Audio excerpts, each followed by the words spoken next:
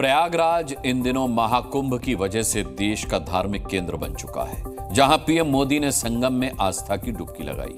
लेकिन प्रयागराज में उनकी हर डुबकी वहां से करीब 700 किलोमीटर दूर दिल्ली और करीब 200 किलोमीटर दूर अयोध्या के चुनाव पर सीधा असर डाल रही थी।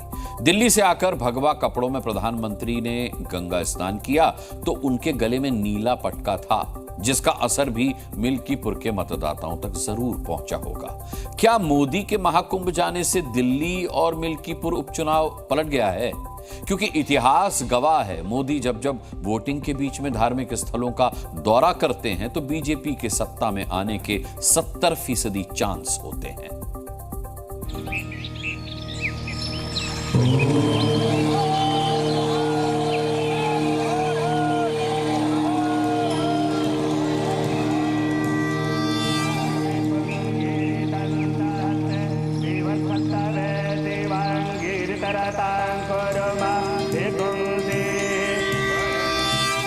तीर्थराज प्रयाग यानी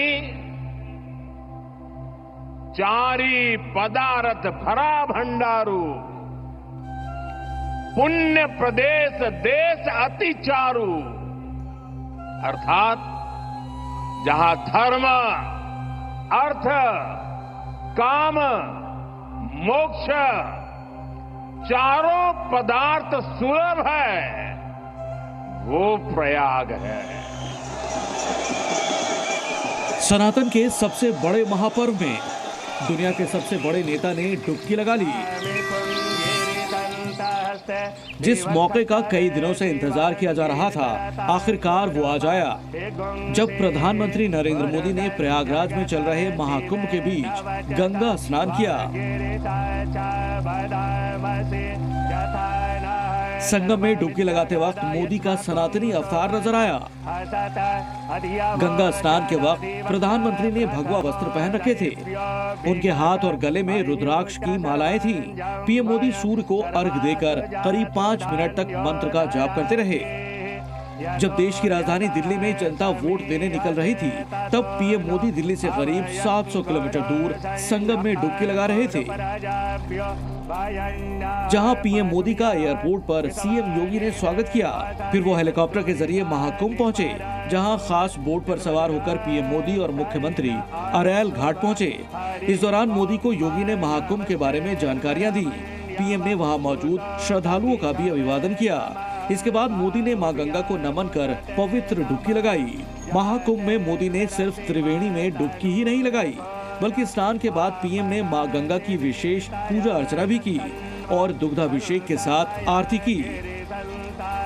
प्रयागराज में आए, आस्था की डुबकी लगाई और बहुत सौम्य रूप से, कोई दिखावा नहीं, कोई कुछ नहीं, कोई प्रोटोकॉल भी कुछ नहीं देखा हमने। बहुत ही सरल रूप से आए, गंगा जी में आस्था की डुबकी लगाई और सभी साधु संत उनको आशीर्वाद और साधुवाद देना चाहते हैं। आपने देखा होगा, अगर हमें कोई पूछेगा सनातन के प्रेरी कौन है, हम कहेंगे हमारे माननीय प्रधानमंत्री जी है। आज उन्होंने पूरे भारत की जनता, पूरे भारत के श्रद्धालुओं को ये संदेश दिया कि कुंभ मेला मैं स्नान करके पूरे भारत का प्रतिनिधित्व कर रहा हूँ। हाल ही में महाकुंभ में भगदड़ मच गई थी। ऐसे में श्रद्धालुओं को दिक्कत न हो, इसलिए पीएम ने अपना कार्यक्रम बेहद सीमित रखा। मोदी करीब 2 घंटे प्रयागराज में रहे, लेकिन दिल्ली से आने से लेकर महाकुंभ में डुबकी लगाने और जाने तक उनके लिए घाट तक पहुंचने का प्रोटोकॉल कुछ इस तरह से था कि आम भक्तों को कोई परेशानी न हो। 2.5 घंटे के इस दौरे में प्रधानमंत्री नरेंद्र मोदी एयरपोर्ट पर पहुंचे, चॉपर से हेलीपैड पर आए और हेलीपैड से बोट से उन्होंने बोटिंग की और स्नान करने के बाद उनकी वापसी इसी तरीके से हो गई है। किसी भी श्रद्धालु को किसी तरह की कोई दिक्कत नहीं हुई। करीब 2.5 घंटे के दौरे के दौरान मुख्यमंत्री योगी आदित्यनाथ उनके साथ मौजूद थे, राज्यपाल आनंदीबेन मौजूद थी और दोनों डिप्टी सीएम भी मौजूद थे। लेकिन प्रधानमंत्री के इस दौरे के दौरान किसी भी श्रद्धालु को किसी भी तरह की कोई दिक्कत पेश नहीं आई, क्योंकि उनका रूट दूसरी तरफ लगा था और आस्था की डुबकी लगाने के लिए संगम नोज पर लोग मौजूद थे। मोदी 54 दिन पहले ही महाकुंभ की तैयारियों का जायजा लेने प्रयागराज आए थे। तब उन्होंने गंगा पूजन, लेटे हनुमान मंदिर के दर्शन करने के साथ ही विकास कार्यों की सौगात देकर संतों से मुलाकात भी की थी। तब महाकुंभ के जरिए मोदी ने एकता का संदेश दिया था। इस महाकुंभ का वर्णन एक वाक्य में करना हो तो मैं कहूंगा, ये एकता का ऐसा महायज्ञ होगा जिसकी चर्चा पूरी दुनिया में होगी। 2019 में हुए कुंभ में मोदी ने सफाई कर्मियों के पांव धोए थे और कुछ ही महीनों बाद प्रचंड बहुमत से वो दूसरी बार पीएम बने थे। पिछले कई सालों में ऐसे कई मौके आए जब लोकसभा और विधानसभा चुनावों के बीच पीएम मोदी धार्मिक स्थलों पर गए। दिल्ली में वोटिंग के बीच मोदी महाकुंभ में थे, पर इससे पहले भी 11 बार मतदान के दिन ही पीएम मोदी तीर्थ स्थानों पर पहुंचे।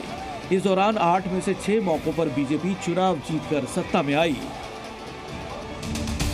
2024 में हरियाणा चुनाव के दिन पीएम ने जगदम्बा माता मंदिर में पूजा की, बीजेपी सत्ता में लौटी।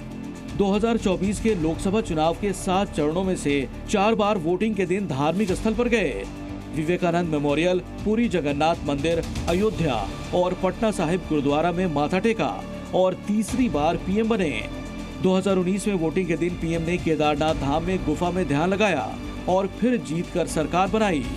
2017 में यूपी के आखिरी चरण की वोटिंग के दिन मोदी ने सोमनाथ मंदिर में पूजा की। नतीजों में 15 साल बाद बीजेपी सत्ता में आई और योगी सीएम बने। 2017 के गुजरात चुनाव में पीएम मोदी ने अंबाजी मंदिर में पूजा की और लगातार 8वीं बार गुजरात में बीजेपी की सरकार बनी। असम में 2016 में हुए चुनाव के बीच पीएम केरल के एक मंदिर पहुंचे और पहली बार असम में बीजेपी सत्ता में आई। हालांकि 2023 और 2021 में हुए कर्नाटक और पश्चिम बंगाल चुनाव के बीच दोनों बार मंदिरों में पूजा की, लेकिन बीजेपी चुनाव हार गई।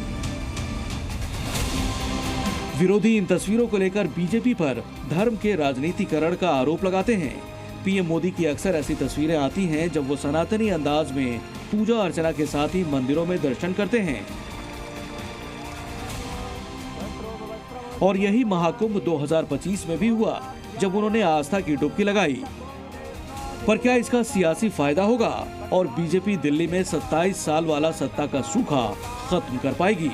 ये 8 फरवरी को सामने आ जाएगा।